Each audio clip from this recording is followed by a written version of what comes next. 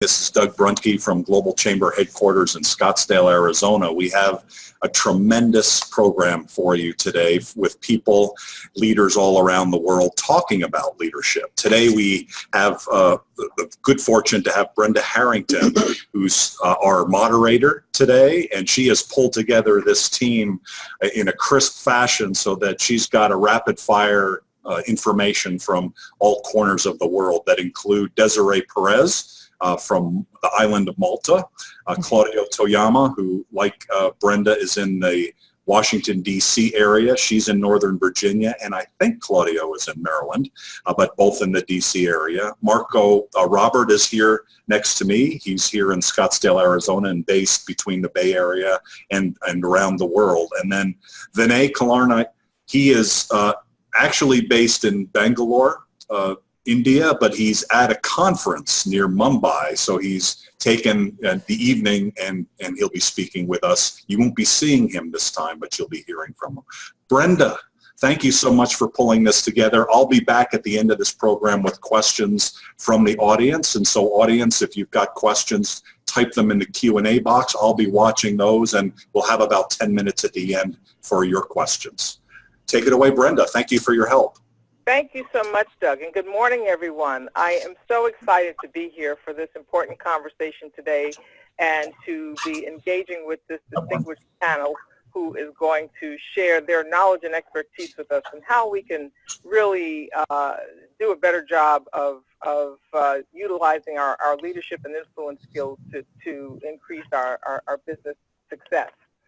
You know, we're so passionate about the reasons why we go into business and why we want to extend and engage with people from all parts of the world. And we're so anxious to share our products and services and let everyone know what we know, that we sometimes don't pay enough attention to what makes it all work so well. And that's the relationship piece, the ability to connect with others. So that's what we're going to talk about today. We're not only going to talk about why that matters, but we're going to share some real-life examples about when it's really made a difference. So here's an agenda of what we're going to talk about during today's session. We're going to talk about the importance of soft skills and something called global mindset, why that's so important in doing business, especially when we're managing relationships across cultures. We're going to talk about the distinction between relationships and just focusing on transactions and different forms of communication. You know, today we rely a lot on technology, and so we're managing this social distance with telephone conversations and emails and social media in the way. So how do we break through all of that to make the connections we need to make? We're going to talk about the use of language and intonation. And this is very important when we talk about different dialects and different ways that we use language. And then finally, we're going to focus on how we apply all of these things to enhance our capacity to be successful in business. So I want to first start with the concept of global mindset. In our practice, we follow the methodology and teachings of the Thunderbird School of Global Management out of Phoenix. And it's based on exhaustive, extensive research behind why certain people are more successful than others, and they're positioned better to be successful when they're working in an international or global environment than others. And it comes down to the concept of something called global mindset.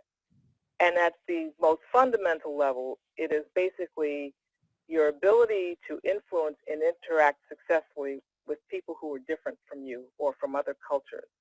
And what they found as a result of extensive research is that it really is the key to building deep understanding and partnerships across cultures. It really is the connector, if you will, when you talk about how to build effective and lasting business relationships. What I've shared with you today is the overall model for global mindset, but what we're talking about today really comes down to three key areas.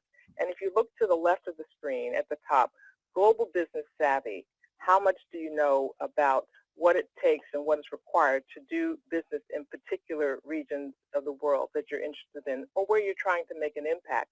And then all the way to the right, global social capital, we're going to talk about intercultural empathy and interpersonal impact.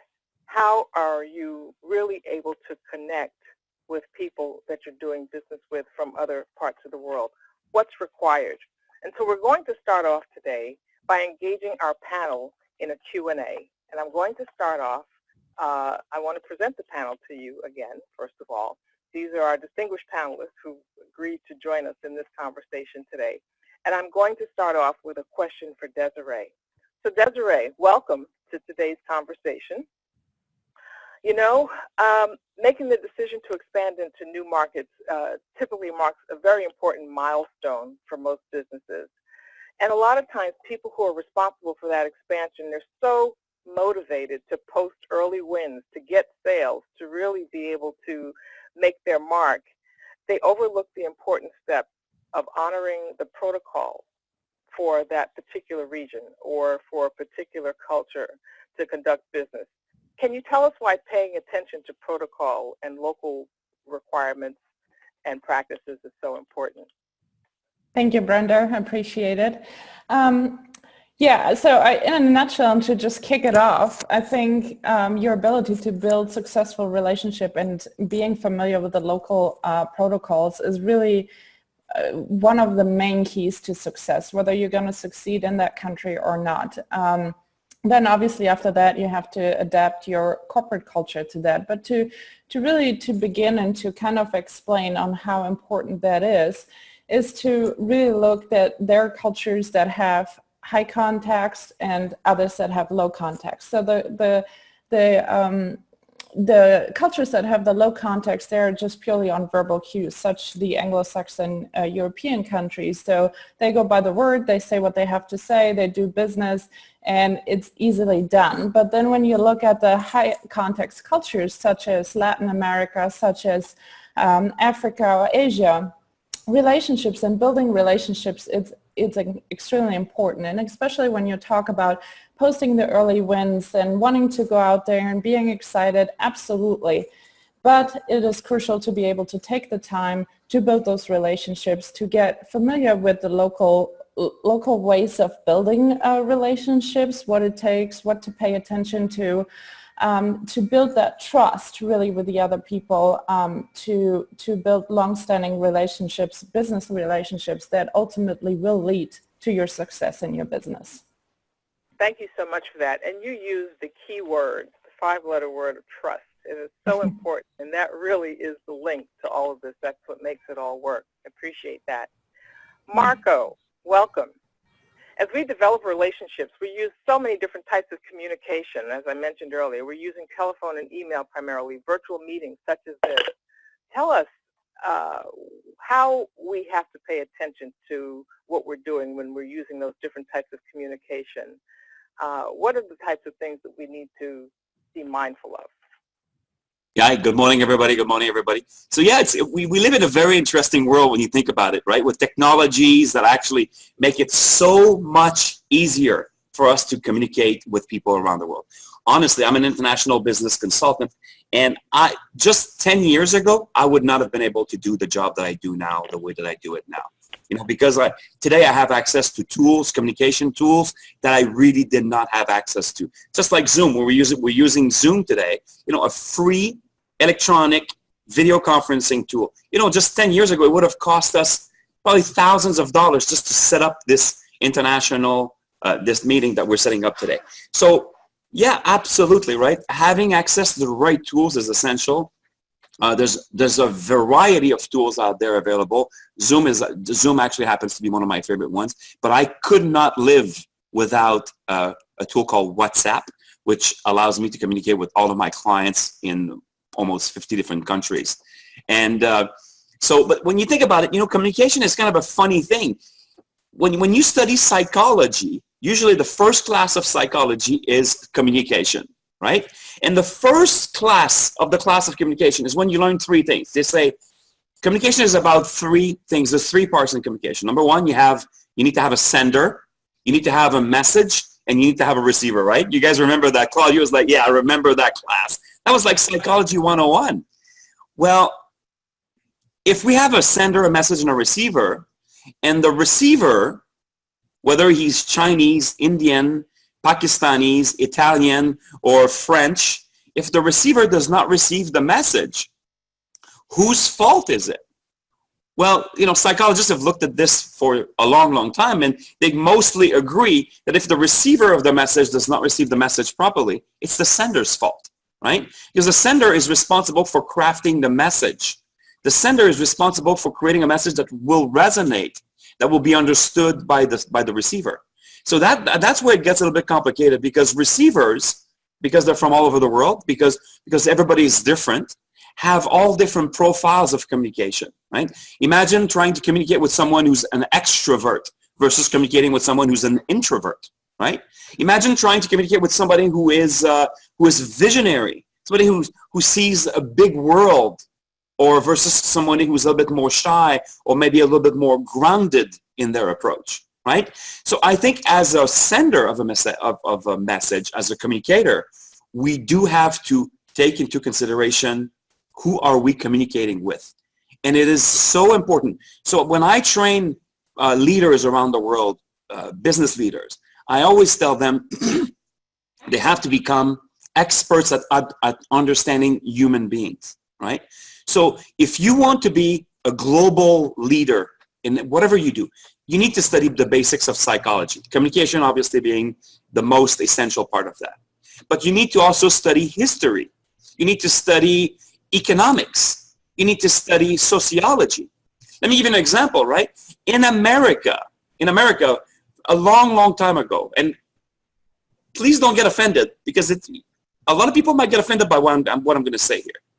But in America, a long, long time ago, we dropped the word a colored person, right? I mean, today, just even thinking about using that word is almost offensive in America. But if you go to a country like South Africa, people walk down the street and announce themselves as colored. If you're from South Africa and then you fit in a certain category, you call yourself a colored person, right? So you need to understand that. You need to understand the history behind people. You need to understand the different values behind people. So I'm just going to leave you on this by saying, hey, if you want to do business internationally, it is essential that you study all aspects of human beings, because business, at the end of the day, is an exchange between human beings. Yeah. Thank you so much for that. And I just want to tack on, I want to circle back to something that Desiree talked about, high context versus low context. In the United States, it's not uncommon after we've had a session like this or an exchange like this to send everybody an email just to memorialize what was discussed and to confirm designated assignments and tasks. And there are many parts of the world where that would be considered insulting or offensive. So even nuances like that can be so, so impactful. Claudio, my partner in crime. Hello. We had a very interesting conversation just about a week or so ago, and we talked about how to use language. I think back over the last 20 plus years, more in a situation, in the case of someone preparing for an expatriate assignment, and the first thing a company wants to do is send them to language training and think that if they learn fundamentals of the language that they'll be positioned to be successful. But we talked about the importance of understanding dialect and how language is used, and you focused on the subject of intonation. So talk to us a little bit about why intonation is so important. Yes, actually, intonation is extremely important, not only internationally, but also locally. And this is one of the things that we never pay attention to, or a lot of people don't pay attention to. I can see that, even in the English language, we have an exercise that we do where we say, I will. Let's say, that someone is making a request and you say, I will do it. I will, we say it in over 30 different types of I wills. All the way from I will very enthusiastically, like Marco, or I will saying I will not, but it's saying I will, So intonation is extremely important, but a lot of times people are not paying attention to the intonation. They're just paying attention to the words. I always, coming from Brazil, so I'm Brazilian, and for those of you that don't know, and in Brazil we don't usually say thank you or please. You know, that's not part of our language. You know, of course we have those words, but we don't use it that often as in the English language. And for some people, you can feel like, oh my God, this guy's a little bit rude. You know, if you say, give me this or give me that. But it is in the intonation that you do it that you're saying please and thank you. You're not saying the word please, but if I say, for instance, in Portuguese, você me vê cafezinho? Please, can you bring me a coffee? The intonation that I used, I'm already saying please without saying the word. And it is something that you notice, you know, and of course, you know, some languages, like in Chinese, you know, like Mandarin or Cantonese, you have the different intonations, and the intonation means a completely different word. Or even in Korean, the intonation means a completely different word. So intonation is extremely important, all the way from, you know, even in your own language. If you speak English, you know, the intonation is extremely important. Saying I will or I will, I will, I will. You know, it's like, these are completely different meanings that I'm giving, but a lot of times people are not paying attention to those. You really need to pay attention to the whole of the communication and not only the words. Yeah. Thank you. And so how would you recommend using Brazil as an example, or certain parts of Brazil even, because it's not one broad brush, but how would you recommend or suggest that someone familiarize themselves with this to make sure that they don't take a misstep? What's the best way? What I would say is look at the whole person. So look at not only the language, but also the body. Look at the moods and the emotions that are coming with it. All of those elements form the communication. It is not just the language. Notice how the person is saying it. You know, are they saying it with a big smile? And also, you know, in some parts of Asia, you have like 20-something different types of smile that mean 20-something different types of things. But I know, how are those combined with the moods and the emotions and the language and the body, how you can start? It is what we talk about is, you know, like sommelier, you know, that learns about wine, and they have the different distinctions of the wine, and they go very deep into, you know, all the tastes and everything. We can do that for communication as well. And so the more you open up your repertoire of understanding, oh, what does this body language mean in this context? What does this frowning mean in this context? What does this smile mean in this context? What does this intonation mean in this context? So you start building your repertoire, and by building that repertoire, you're going to actually be able to understand much more the nuances of the communication. So what I would say is become a sommelier of communication. So learn the different distinctions that are so crucial for communicating abroad. And if you're traveling to a certain country, as Marco was saying, you know, like, okay, learn the history of that country. And not only that, but also, you know, do that kind of work to understand the nuances of the whole communication and not just the words. Thank you so much. Now, I'm hoping that we're not frightening the people on the call, because a lot of people are, sometimes they listen to these things for the first time and they say, oh my goodness, all I want to do is do business.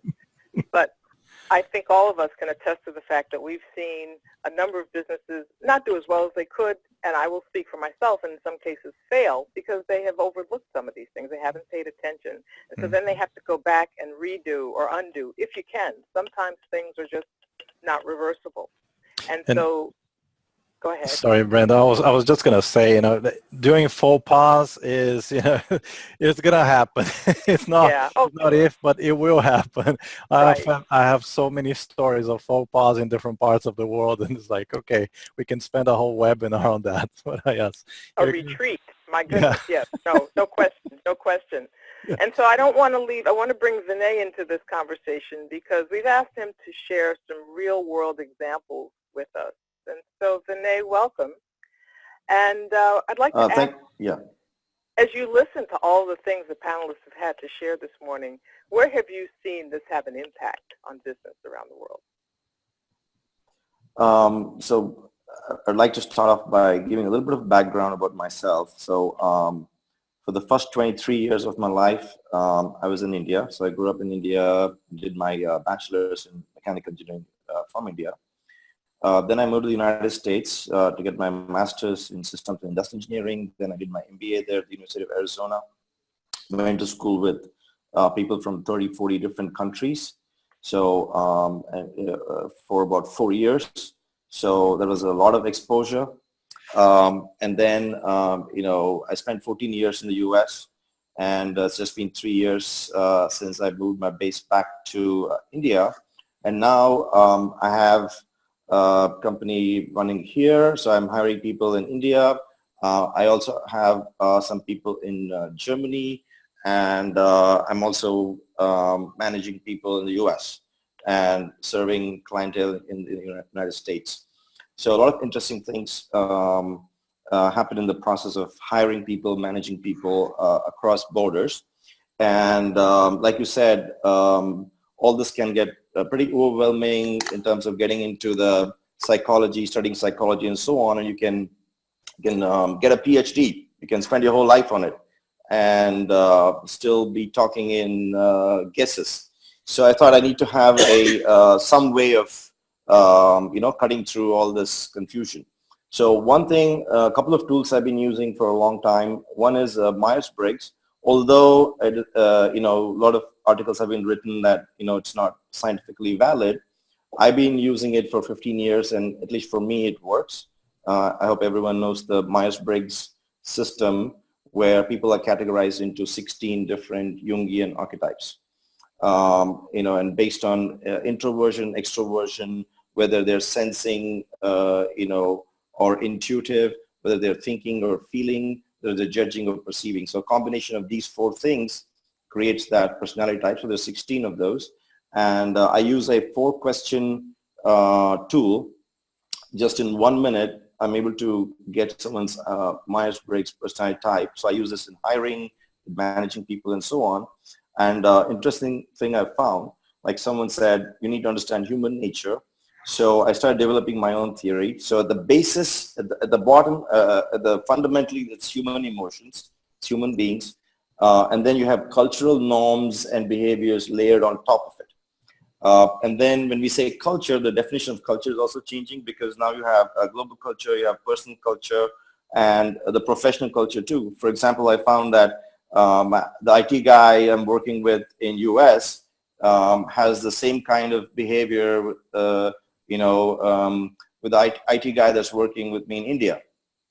I also found that whether a group of people belong to they're blue collar or white collar, so there's a culture right there. And then I'm working with writers in India and US right now. We're working on 2-3 books. So I'm working with ghostwriters in US and ghostwriters in India. And both of them, in the initial interview, came up with similar kind of approaches. They're from different parts of the world. Also, applying Myers-Briggs, I found that some of the people I'm managing here and some of the people I was managing in the US, for example, if you take the ISTJ personality type, introverted, sensing, thinking, judging, I found that this person X in US and this person Y in India, they were so similar. They were almost using the exact same words in reaction to the same kind of situations. Even the same kind of sentences, the same kind of reactions. That really was quite baffling.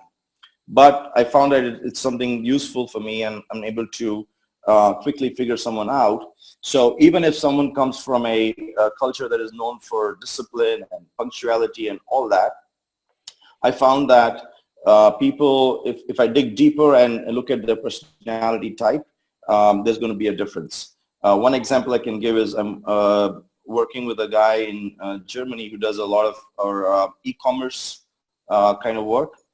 And I started working with him about 4 years ago. When I first started working with him, it was very, very difficult to manage him. I couldn't figure him out. I couldn't figure out how to make him give me the things I needed. And also his behavior was a little bit contradictory, or was not, didn't match what, I thought I knew about German culture. So I couldn't figure this out. But finally, when I gave him a job description that was very, very detailed with very specific numbers and very specific rules and so on, suddenly his behavior changed. And the German training, came into full force. And since then, we've built a great relationships and have done lots of great projects together. Once I went to lunch with a Canadian CEO of a startup company, and he was the one who invited me to lunch, and he felt comfortable ordering a beer for himself and not asking me if I wanted to have one. And then finally, when he asked, I said, I didn't want to have one. And so he was from Canada. Then later on, I was having lunch with a CEO of an Indian origin CEO in Mountain View, California, and he did the exact same things. But they came from completely different cultures. So one is Myers-Briggs has been helping me. Another one is I've been working with a lot of wellness companies. So this you might have heard of Ayurveda. So Ayurveda also classifies people into 3 different types, and that classification also has been helping me. Okay. Yeah.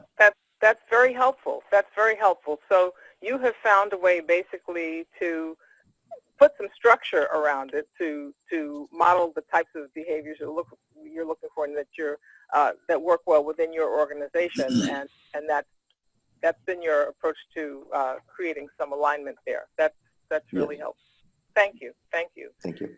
So Desiree, I want to go back to this word you used earlier, that T word, trust. And I have conversations about this a lot. How do you objectify trust? Because building trust, establishing trust means very different things to different people. So can you talk to us a little bit about how you go about developing trust? Well, I think, just tying into everything that Marco said, that Claudio said, that Vinay said, it's really, really important to learn some of the history, to learn some of the cues. Claudio talked extensively about communication, which is so important, but then there's also the nonverbal communication that is extremely important, especially when you do business with Asian cultures, for example, the eye contact piece. So, it is crucial to really understand some of those basics before you go out into these countries and do business, just to be able to really, build some sort of rapport with the people over there. And then it always depends on, high context, low context, like I said earlier. Trust might be established rather fast, or trust might be established over years. So it is really, there's no one way of doing it. It is really adapting yourself to the country that you're going to.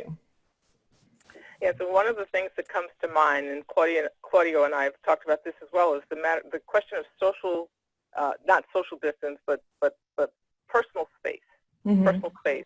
Which can vary so much from one region or one area to another, and sometimes people don't understand why someone may be stepping back away from them because they're too close and things like that. So just being willing to pay attention to those things. Would you agree? Yeah, absolutely. I mean, I give you a really good example, and thank you, Vinay, for talking a little bit of the German culture. But I'm half German and half Argentinian, and I think from a cultural perspective, we couldn't be any further apart when it comes to doing business. But for example, the Germans are very rigid in terms on how they do business. There's a certain rule plan to follow. There's a certain we have deadlines to meet, and that's always going to happen. You have the distant one-on-one relationships. There's always, good amount of personal space. You give the hand to somebody. You go to Latin America, you go to South America, it's completely different. Once you build those relationships, somebody might come up to you and give you a hug, or might talk about family, might talk about, actually, in South America, talking about family, opening up about yourself, being to an extent vulnerable, will get you that much further than just being, very strict to your business agenda. So that, just to give some example here, and those two cultures live within me because I grew up within the two cultures. So, I can absolutely relate to how important it is to be able to adapt to the local culture. Yeah, great. Thank you so much. So, Marco, given your experiences over the years, would you say that there are certain types of communication that are more effective in some regions than in others? Have you been able to see any trends in terms of preferences? Oh, absolutely, absolutely. Thank you, Adi. So let's just think, for example, of the Asian culture, right? The Asian culture is a culture rooted in traditions. It's a culture rooted in a certain type of behavior, in respect, right? So obviously you're going to approach someone who is Asian in a very different way than you would approach somebody, for example, who's South African or Canadians. We were talking about Canadians, how I'm Canadian, so we're very, open and things like that. But I'm listening to the whole conversation this morning, and I think some of the audience might be scared a little bit, right? Because basically, what we're throwing everything but the kitchen sink at these people by saying, communication is a very complicated subject, and it is. And if somebody is watching this and they might be a little bit introverted, they might think, oh my God, do I have to do a spreadsheet to understand all these different facets of human beings? And so I can triangulate and before I can have a conversation. And Brenda's like, no. And you're right? No, it's communication is a lot more easier than that. And, I think Desiree, when you touched on building rapport, I think you're spot on. Amongst the things that I do, when we get involved in mergers and acquisitions, or I do a lot of business turnarounds around the world. And so I get involved a lot in sales training. And the first step when you want somebody to become good in sales is they have to master the skill set of building rapport. You have to be awesome at building rapport. So whether you are in a Chinese country where it might take you a little bit longer to build rapport, or you're in a country where people are a little bit more social, it might be easier for you to build rapport. As long as you understand that it might take a little bit of time, and as long as you're devoted and committed to building rapport, whether it takes 30 seconds or 30 minutes, the first step is just to engage with another human being. This is what I always tell my clients, imagine that you are a reasonable human being, and the person in front of you is also a reasonable human being. They're not Chinese, they're not African, they're not Portuguese. They're just a reasonable human being. And if you approach them like that, with a reasonable tone of voice, with a reasonable words, with expectations that they want to communicate with you, in most cases it gets pretty easy. And I want to say one more thing. I just want to say this. Some people are watching this and maybe they're not yet global experts or global interventionists where they work around the world like all of us. And some people might be afraid to say, oh my God, it's a complicated world out there. It's not, right? It's a fun world. People are friendly. It doesn't matter where you go around this planet. I've made nothing but friends. Whether they are from one religious group or another religious group, one skin color, another skin color, one height or another height, or one creed or another creed, whatever language they speak. I find that people are freaking amazing, and people are really willing to communicate with you, and they're willing to do business with you as long as you are the kind of person who's willing to communicate with them as well. That is so true. And I think there are two things. A few minutes ago, I pointed to my ears because a lot of times we just need to be willing to listen, to stop and listen and be curious before we jump into sharing and telling and really, putting ourselves out there and making our offer. And that's where we can avoid those missteps that Claudio referred to earlier. So before we move in the wrong direction, just stop and observe and take the time to understand. And I think sometimes we find ourselves in a position of, taking things for granted. Some of the most profound failures that I've witnessed have been when someone from the United States or Canada goes to the UK, for example. There's an assumption that because they think the language is the same, nothing further from the truth, that it's going to be an easy transition. So you cannot make those assumptions. So thank you for that. Brenda, may I add something to what Marcus said? Please. I loved something that Marcus said, which was this positive approach of having fun, going out there, experiencing, making nothing but friends. I think one of the crucial things also to have success globally is to have an open mindset, an agile mindset, to embrace whatever you're going to experience. When you go abroad, you're not going to experience the same thing that you experience at home. May it be the food, may it be the relationships, whatever it may be, as long as you can approach this with an open, agile mindset, with an open mindset, with I'm going to go experience, learn, and have fun. That will take away a lot of that pressure that we have been talking about. Oh, do I have to learn everything about communication? Absolutely not. I love that approach, and I just wanted to share that as well, that I see in my clients, the open mindset, the agile mindset is one of the keys to success here as well. So true, so true. Experience, learn, and have fun. Absolutely. And Brenda, can I add something to that? Yeah. Of course. You literally stole that word out of my mouth, curiosity. I think a genuine curiosity about other cultures, and also a real respect for other cultures, and really believing that every culture has something great to offer and all are unique and valuable.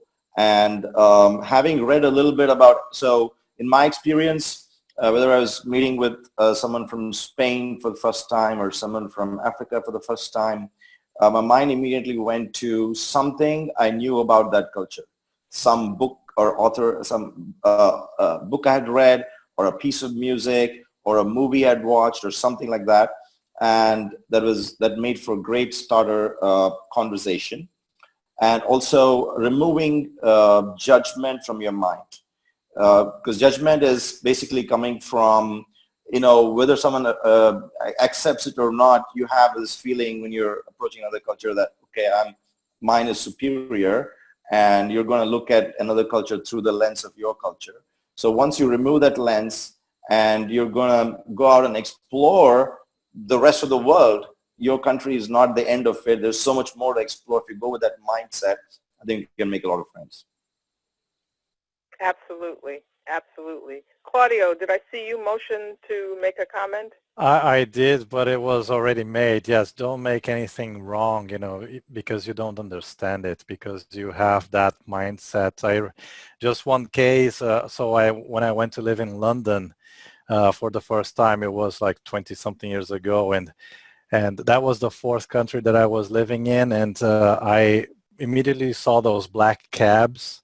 And I was like, oh my God, why did they use these, old 50s cabs? And it's like, oh my God, this is so ugly and all. And then I got into one and I was like, oh my God, there's so much space here. So now I understand. So I was making it wrong immediately. And it was like, oh, I need to understand before, I judge. I really need to understand where that is coming from. So, yeah. You know what I like about what you just said, Claudio, is how international traveling and doing business around the world opens us up as well, right? Because I'm the same way. I grew up in Canada, and my world was clearly defined by the time I was 20 years old. I knew everything I needed to know about the world, right? Until I stepped outside and I started to look at different cultures. And it's funny how certain things that are made wrong in a country are completely right in a different country.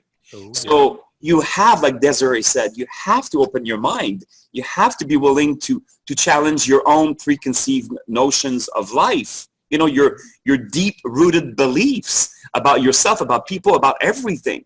in order to do that. And I think if you're open-minded, if you're willing to play that game, man, it's an amazing game. The international game is an amazing game. It shows us the variety, the array of cultural differences about people. To me, it's one of the most fascinating things ever. Mm-hmm. Yes. Thank you. Yeah. No, you are so right. And I want to just go back and reference for a second when I was talking about, I don't mean to turn this into an academic experience, but when I was talking about the concept of global mindset and the research that was conducted at Thunderbird, that psychological piece, which is really what your baseline is for that curiosity and openness and interest in other people and other cultures. And it's important to think about that initially so that you understand what your starting point is and what kinds of things you might need to help you to move forward in this area. Sometimes it's a matter of establishing a regional presence, and sometimes it's a matter of partnering with someone, in a more intimate way that can help to bring you along in some of these things. Yeah. And it's not meant to be scary, but we're hoping that just this awareness of some of the things we're talking about helps you to be better prepared to make the right first impression. For large organizations that can afford losses or for things to extend longer because of things not being done, approaches not being done effectively, they can absorb the cost of that, what comes down to an economic cost. But for smaller and mid-sized organizations, we talk about the fact that it's so important to measure twice and cut once. So we're just really trying to give you some tools and resources that you can use to think about how to enhance your ability to build these relationships. And one thing. Oh, sorry. Yes, Brenda. please. No, I was going to say, because yes, the financial cost is one thing, but what about the cost for those families that were sent abroad? Absolutely. And, they failed, and, the whole family moving to another country and saying, well, this was a failed experiment, and, just go back now. The cost to that family is huge.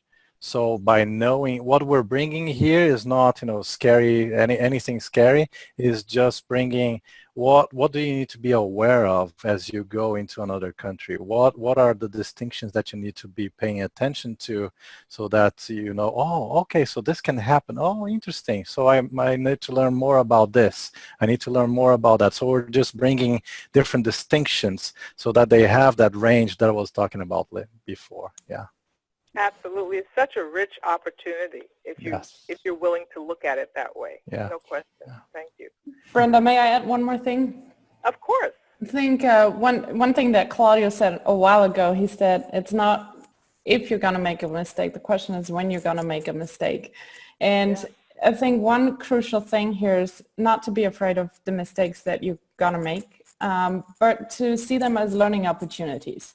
So what is it that you're going to learn out of this that you can do differently when you go to a different country, that you can do differently when you go next, that you can do differently in your next business interaction? I worked and I lived pretty much all over the world. And one thing, when I moved from Germany to the US, I was very rigid in my way of, doing business. I was just saying what I needed to say because that's how I was accustomed to doing business. And I very quickly learned that I wasn't getting anywhere with that in the US. So that for me was my opportunity to really learn more and to take this in as I was, branching out even further globally to look, okay, how do I have to approach people? How do, just have those, see those as learning opportunities. Don't look at them as mistakes, really as learning opportunities. For sure. Thank you. And the willingness to look at them that way. So we've offered a lot of information this morning, and we've done a lot of talking among the panelists. We'd like to hear from the audience if there are any questions that you have now of us or any comments that you would like to share with us. Doug, do you see any questions coming in for us? Yes, we do have several questions coming in, and actually one is we just got regarding what you just talked about, Desiree, and mistakes and problems. What happens, maybe I'm going to add the beginning part of it, this is more my side of the question, how do you know a problem is developed, in your communication? But then more to the caller's or the viewer's question, how do you fix the problem? What do you do? What are some tips there? Well, again, it's to say it very broadly is a bit tough just because of the nuances and the differences wherever you go. I think it's watching the cues, some cultures, like you go to the Anglo-Saxon European countries, somebody will right out tell you that something is wrong. So then you can address it. But there are other cultures such as the Asian cultures, they will not tell you that something is wrong, and you will see that they might withdraw from you rather than, continuing business with you. So really watch the cues, and then familiarize yourself with the culture and how best to fix that. In the European culture, it might be just straight out having a conversation. In the Asian culture, it might have to be actions that you show to rebuild the maybe existing trust. So I think it's very hard to say it in a very global way, but again, I would say to really watch the cues. Okay. Anybody else have any tips around handling mistakes and issues? Yes. So Doug, I was working with a professor from Beijing University, and we did build a very good relationship. I was into certain things that he was curious about, but hadn't spent a lot of time. And he was an expert in areas that I was interested in. But there would be a lot of these kind of mistakes or miscommunications that would happen.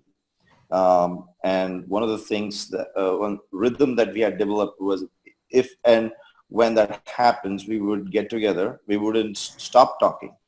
That was a rule. We wouldn't stop the communication. We said we would communicate. We would get together, and then I would explain what I was thinking when that happened. What was my intention? What I was trying to do, and then he would try to understand that, and he would explain what was his intention, what he was trying to do, and then we try to come to a common term. But that was, the relationship was the one that helped us overcome those communication hurdles. Okay. And Doug, also, I think it comes down to basic, if anybody's ever studied customer service or customer satisfaction in the interaction with customers, what we understand is this, right? If you are aware, and by the way, if you're watching this, you know more about communication by now than 99% of the people you will ever interact with, just because of what we shared with you, right? So just because now you know more, now you know that people have a different profile of communication. You understand also that, the receiver will receive the message that the sender sends to them.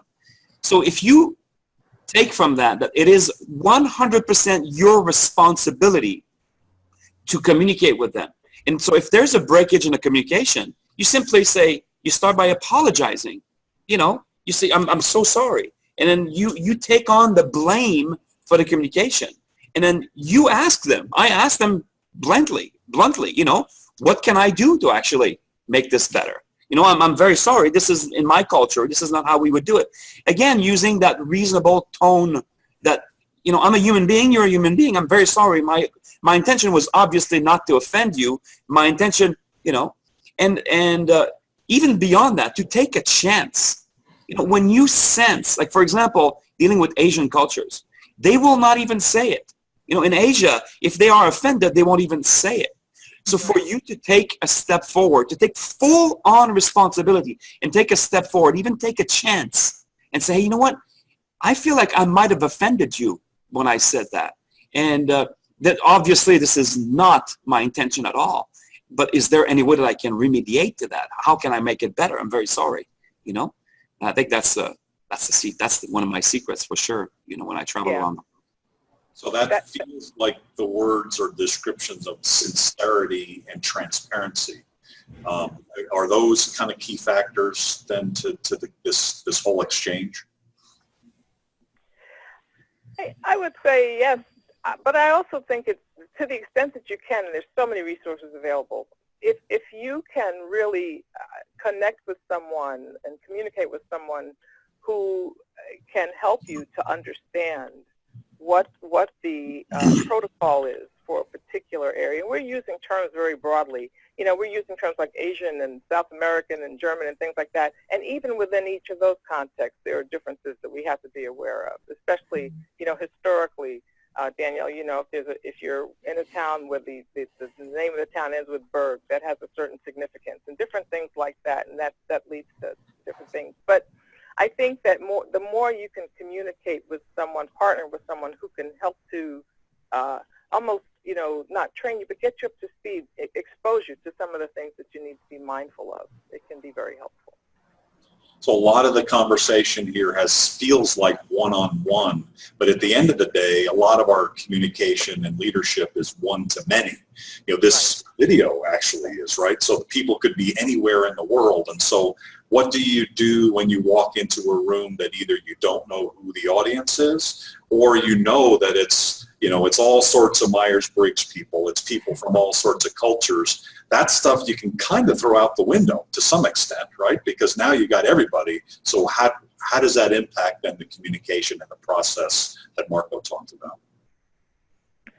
So this is a really interesting question. I think that just as in many environments we establish a standard language or approach to something, it's good to state that up front. That doesn't always work, but to say, you know, for the purposes of this conversation, we're going to be, you know, utilizing North American protocol or whatever it is, and set some parameters and guidelines so that people know what to expect. So we've done that quite a bit, and I'd say, you know, 90% of the time that has a favorable impact. I don't know what the others have to say, but that's one way we approach it. And for me, to me, it's very simple. Human beings have been communicating with each other forever, right? So there's many studies that have shown how communication is way beyond words, right? The study that was published in the 1950s, that's quoted all the time, that says that, you know, communication is only 7% words, 93% is the tone, it's the delivery and things like that.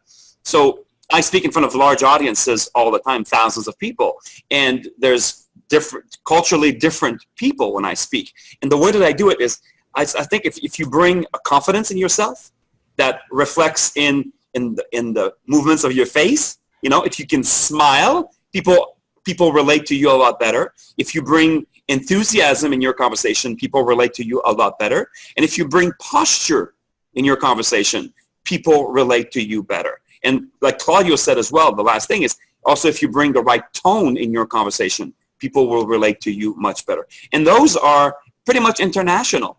You know, a tone is, people ask a question using pretty much the same tone across the board. It changes a little bit, but in probably about 75% of the countries, questions are asked using the same tone of voice. You know, an enthusiastic person uses the same kind of a pattern in their gesture, in their movement, in their tone. So if you bring that to a large audience, you automatically build that rapport with that audience, and it facilitates the interaction from there on. Can I add something, Doug? So there's one tool. I have actually moderated meetings that had people from various different cultures. So when we're discussing a particular topic, everybody was on a different page. So someone wanted to react emotionally to the topic. Someone wanted to get all the facts right. So someone wanted to, do more, come up with creative solutions even before the facts have been digested. So a tool like 6 Thinking Hats that Edward de Bono developed, I found it quite useful, where, you know, the white hat is all facts. So I'm sure everyone's familiar with the 6 Thinking Hats, but I found that the tool quite effective in, getting everybody to talk about facts first, let's understand the problem first, and then, but there's still space for emotions, so we have the red hat. And there's still room for, what do you want to say negative about this thing, so there's a black hat. And what do you want to say positive about this, there's a yellow hat, and everything is done. Let's wear the green hat, and let's be creative. Let's find solutions. Okay. Great. That sounds Does good. you have more questions? I'm sorry. We do. And so I'd like to kind of build off of that. You know, there are many ways to communicate. And so I'm going to read into to the question. And actually, Marco, prior to the meeting, was talking about writing a book and how it's hard to bring the posture, the enthusiasm, all the things that Marco just talked about. How do you put that on paper, right? There's things that he does naturally that most of us don't have, honestly, right? Other than the group here, most of the people outside of this group, don't have these capabilities. So those are great tips, but there's also the element of how do you package your message in a way so that it is received. So going back to Marco's original, rule, which we learned in college or in high school, is, we have something we want to communicate. We want them to receive it, or a maximum number or optimum number to receive. How do we get ready for that? Whether it's a book, whether it's answering one of these questions, whether it's a presentation in front of millions of people, do you do the same thing every time? How do you process what you want to deliver so that they receive it in a way that is optimal? I think, Doug, that one question here is, yes, you want millions of people to receive the message, but also you want to be authentic. And by being authentic, you are going to turn off some people and you're going to connect more with other people. So if you just want to be bland, then you're going to reach maybe millions of people, but at the same time, you're not going to be memorable, because maybe, okay, so there's Desiree, her style is very different than mine, and very different than Brenda's, then very different than Marco's. And we're going to be attracting different people to our messages. And so I would have some caution in terms of, okay, I want to reach out to millions of people and I want to make the message land into, all these minds, but also not losing my authenticity, because that's one thing that, yes, we're going to turn some people off and, and then we're just like average. So part of the process then is understanding who you're talking to, right? So when you're, prior to knowing what you're going to say or write, you're thinking of who that person is. Do you visualize who the person is or a group of people? How do you kind of go through that? Yeah. Well, go ahead. No, I was just going to say very briefly, because one of the things that I started talking about is because when, living in different countries in different continents, I started becoming the stereotype of each one of those countries. So when I was in Japan, I started to become more Japanese, like my heritage came back, and in Italy, and I started to be, more, talking with the hands. And so I think that's, yes, you can adapt, but still have your essence. And that's what I talk about, when you need to find your essence and then having that flavor to everything you do. So for instance, now if I go to Italy, I still use my hands much more. But if I'm here in the US, I talk a little bit more like this, but I still have a smile on my face because I'm Brazilian. It's like I am, I want to connect and I want to smile. And I know that some countries, they don't like to, they say, oh, this guy is smiling a little bit too much. What's wrong with this guy? So I, try to be a little bit less, less smiley. So, I think it needs to adapt, but you cannot lose your essence. You cannot lose your core, and then adapt, brief, to each one of those. So, Marco. That's great. Anybody else want to handle that one? I think we're almost at the end. So what I was going to say is this, right? Yes, absolutely, we have to adapt to their style. But one of the things that most people don't realize is how our communication patterns limit us in life as well. There's a great book out there called the Crucial Conversations, where most people would take this book and think, well, it's about having difficult conversations, but it's much more than that. If you've read the book, it really explains how your style of communication delineate your comfort zone. It delineates your zone of expansion. And they basically go down and explain this. There's 7 styles of communications, and there's 7 hurdles. There's 7 difficult or crucial conversations. And the 1 or 2 conversations that you are not willing to have, by default, will limit you. And in any interaction with people, at some point, you will hit that barrier. You will hit that barrier. And I work with companies around the world, and and sometimes the business owners find themselves plateauing, or they say, man, I know there's more. I know I can accomplish so much more. My competition is 10 times bigger than me, but I cannot make myself go there. And when you analyze those leaders, it comes down to their communication patterns. There's some communications they're simply not willing to have, or they get triggered at certain points. Just this last week, one of my clients reached out to me because she needed a reference. So she said, hey, can you give me a reference? And I replied by explaining to her, I said, I need a little bit more information. And her immediate response was, well, if you don't want to give me a reference, then that's okay, right? And then she basically disconnected from me immediately. You know, so what do you think I did? I didn't give her a reference. If she had simply said, hey, you know, Marco, I understand that you need more information. Here's the information that you require. But she personally felt offended by me simply asking for more information, and it limited in this case her ability to expand. And we see that a lot in business. So before we, I just want to add. I was going to ask, excuse me, Claudio, Cesar, just to put up our information as we get closer to the end. We can continue to have conversations, but I want to make sure that everybody is able to keep in touch with us if they would like. So if you put up that screen, please. Go ahead, Vinay. I'm sorry. So in general, I found that for effective communication, you need to have facts to establish the credibility and the emotion to connect, help people connect with the message. But the third most important thing was the metaphor. There's a saying that we don't see anything until we're given the right metaphor that allows us to see it. So I've found that, you know, if I know my audience and if I know a little bit about what metaphors they already carry in their mind, you know, so using that as a bridge from the known to the unknown and coming up with metaphors, you know, helps me communicate across cultures. So we might say, you know, growing a business is like flying a plane and building it at the same time. Or, you know, some metaphor like that where, you know, you may try 2 or 3 times until you find the right metaphor, and then everybody says, okay, I get that, and then you can actually build on that. Yeah, we are at the end, and Brenda, you want to take us home, and I'll make a few comments after you, but could you kind of wrap us up, please?